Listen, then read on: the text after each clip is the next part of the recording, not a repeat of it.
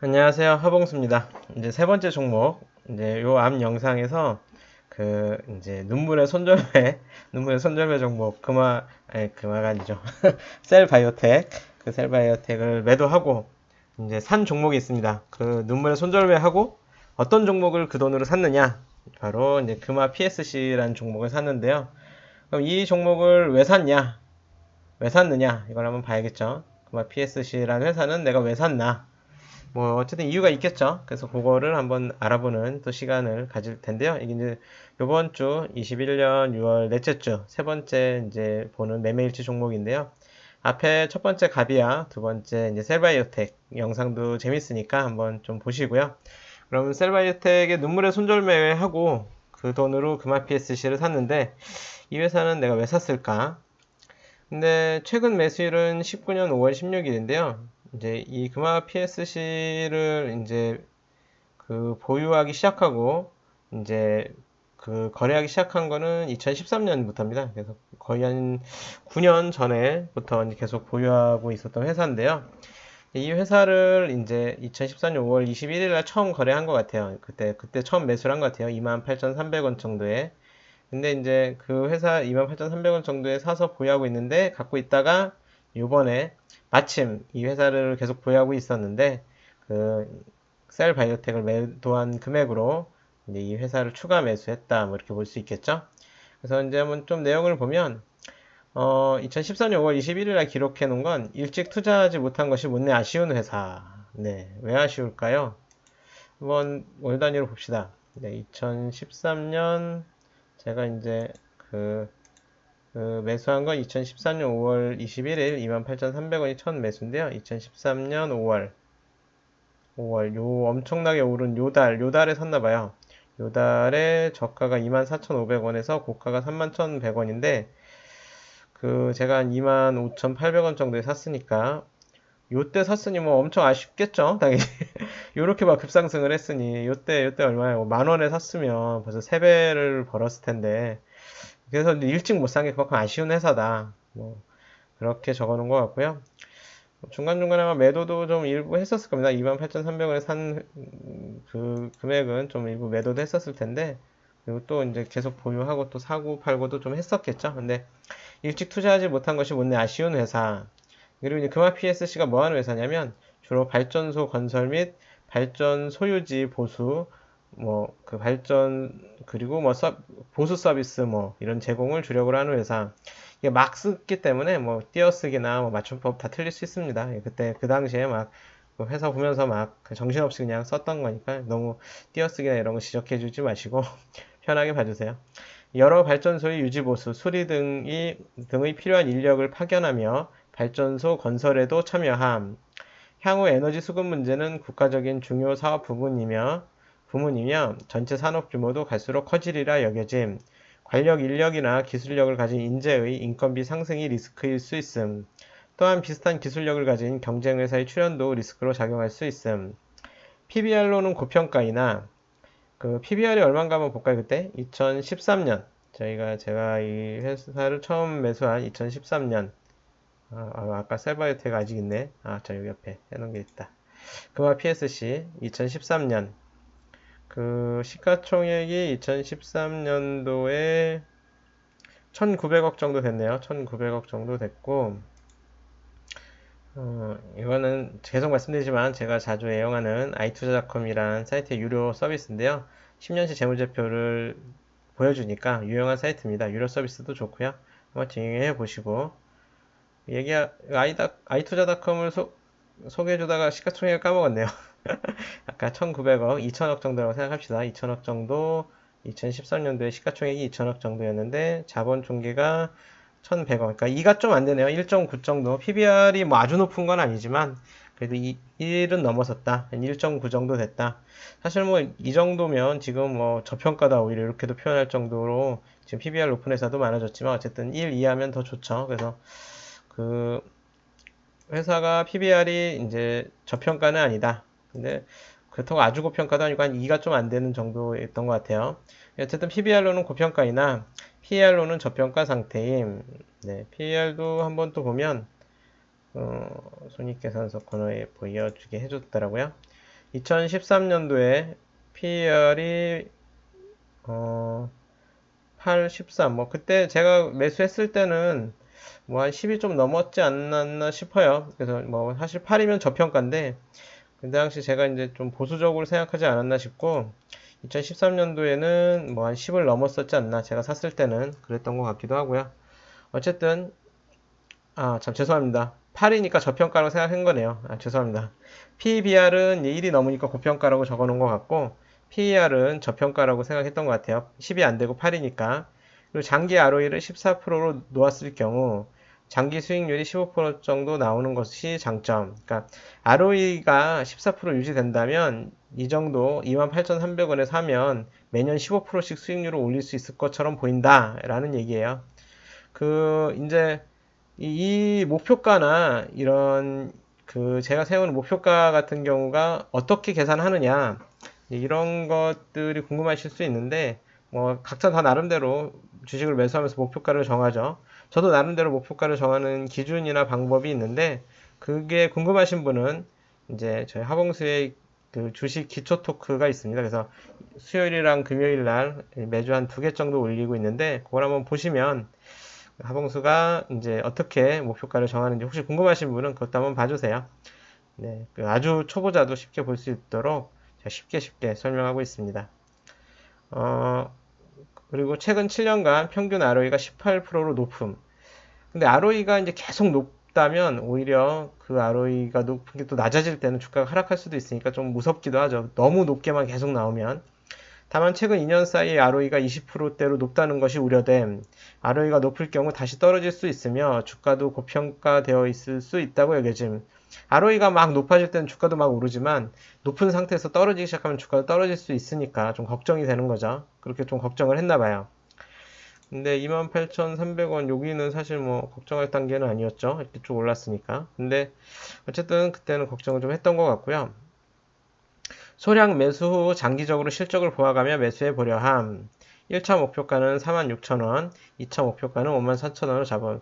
이때 목표가가 46,000원인데 물론 아까 여기 그래프에서 보듯이 중간에 2015년도에 56,000원 이렇게 목표가를 넘어서면서 주가가 상승한 적도 있습니다. 근데 다시 하락해서 지금은 이 1차 목표가였던 2013년도에 세운 목표가, 2013년도에 세운 목표가인 46,000원에도 아직 도달하지 않은 상태죠.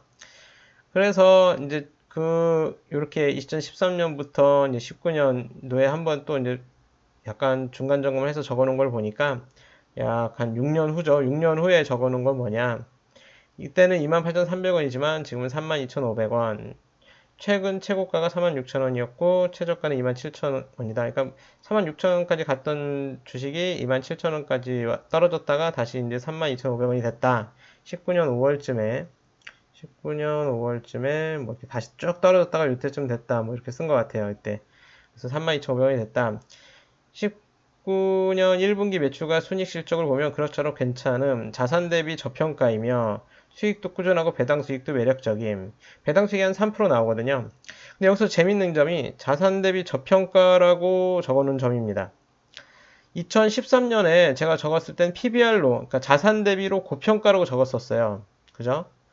2013년에는 자산 대비로는 고평가지만 순익을 잘 내고 있으니까 이제 퍼가 좀 저평가다. 그러니까 순익 대비로는 저평가인데 자산으로는 좀 고평가다. 근데 한 6년이 지나니까 6년이 지나서 제가 이제 28,000원대 이렇게 사서 한참 주가가 올랐다가 다시 떨어져서 3만원대 뭐 이렇게 되고 있는데 거의 뭐 사실 6년 사이에 주가는 그대로죠. 이렇게 보면. 근데 6년 사이에 주가는 그대로인데 자산 대비 기준이 고평가에서 저평가로 바뀌었다. 이거는 무슨 얘기일까요? 이거는 그만큼 돈을 벌어서 자산이 늘어나서 회사 재산이 많아졌다는 얘기겠죠? 그리고 이제 그러면서도 회사는 돈을 계속 버는데 주가는 왜 계속 빠졌을까요? 그거는 이제 원인은 뭐 여러 가지가 있겠지만 아마도 이제 발전소 유지보수도 하고 원자력 발전소나 화력 발전소 이런 유지보수나 이런 걸 담당하기 때문에 우리나라에 또 그동안에 탈원전 정책이 있었잖아요. 그래서 원전 유지보수 이런 것들도 많이 하는데 탈원전 정책으로 인해서 이제 주가가 이제 이 회사의 전망이 밝지 못하다고 판단해서 주가가 떨어진 게 아닌가. 저는 뭐 개인적으로 뭐 그게 맞는지 안 맞는지 모르겠지만 그런 생각도 좀 하게 되는데요.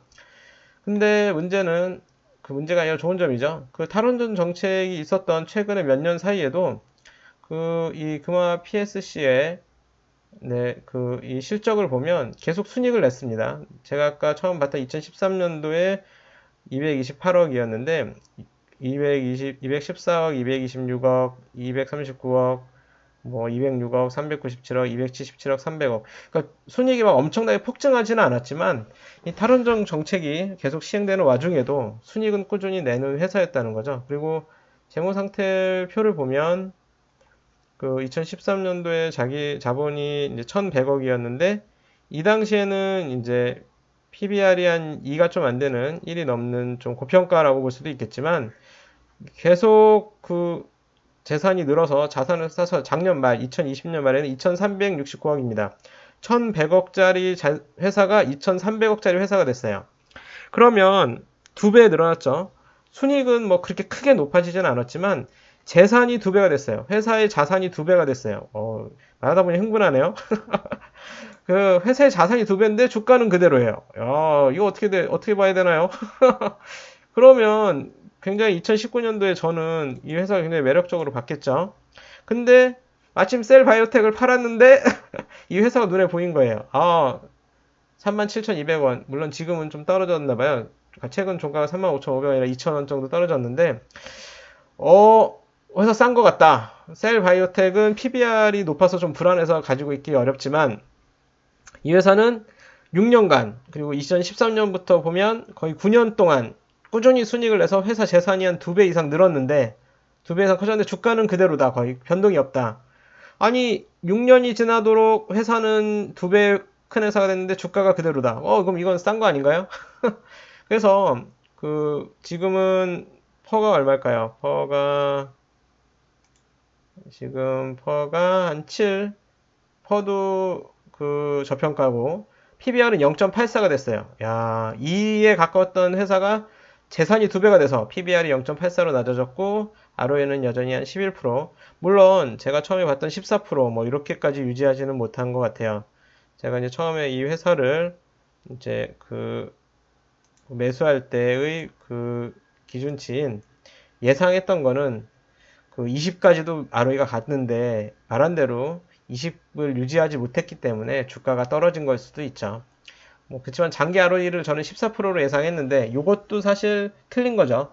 이 예상은 제 아이디어는 틀렸지만 11 정도는 되고 그리고 돈은 꾸준히 벌어서 회사의 재산은 2배가 됐는데 주가는 2배가 아니라 그대로다.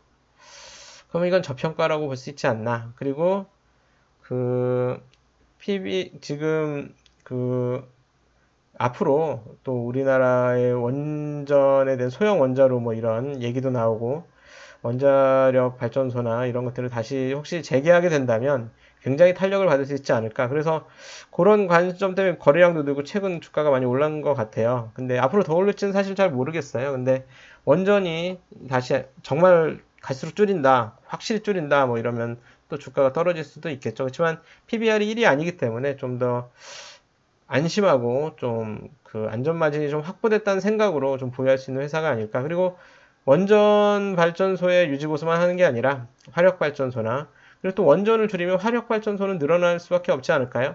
어쨌든 그 안정적인 전기 확보를 위해서는 화력발전소를 또 돌리고 LNG 발전소를 돌려야 되는데 그런데도 유지보수는 해야 되니까 회사의 또 경쟁력을 갖춘다면 충분히 수익을 내고 회사의 재산을 늘려가지 않을까. 그래서 목표가는 77,000원 정도로 일단 잡았습니다. 목표가를 77,000원 정도로 잡았는데 그 목표가를 어떻게 잡는지에 대해서는 아까 말씀드린 것처럼 그 하봉세 주식 기초 토크도 한번 시청해 주시면 좋을 것 같고 여기서 말한 목표가는 전에도 말씀드렸지만 이제 이 가격이 꼭 될 거다 이게 절대 아니고요.